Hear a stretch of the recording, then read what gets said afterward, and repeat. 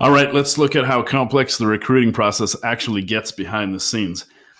We're going to take Susan, an example of a software engineer. Susan, of course, wants to get a job at the Acme Software Company to go and build great stuff.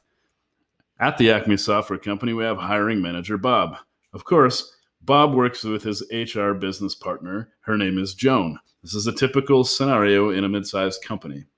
Now, from Susan's standpoint, she only knows to work with recruiter Matt, who originally took her resume. What she doesn't know is Matt is probably the most junior role at the recruiting company and might find another job in a couple of weeks. Behind the scenes, Matt works with account manager Pete, hands off Susan's resume, and it's actually account manager Pete who's coordinating with hiring manager Bob and Bob's HR business partner Joan. And that coordination involves some pretty primitive things: emails going around, resumes being attached, calendars getting coordinated, and so forth. Now, consider that the recruiting company's job is to source candidates to a bunch of Acme software companies, not just one company. And they, of course, want to place candidates in droves. So they want a lot of Susans placed with a lot of Acme software companies.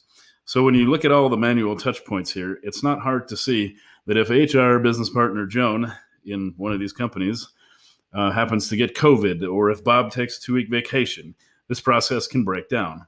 In reality, Bob just wants to know where his candidates are. HR is just trying to help. Matt might find a more lucrative job somewhere else. And Susan, well, Susan just doesn't want to get ghosted. Don't ghost me, please. So you can see that this process actually involves a lot of manual touch points, more than you might think if you're only used to dealing with the fronting recruiter, Matt, and you don't quite know how the rest of it's coordinated.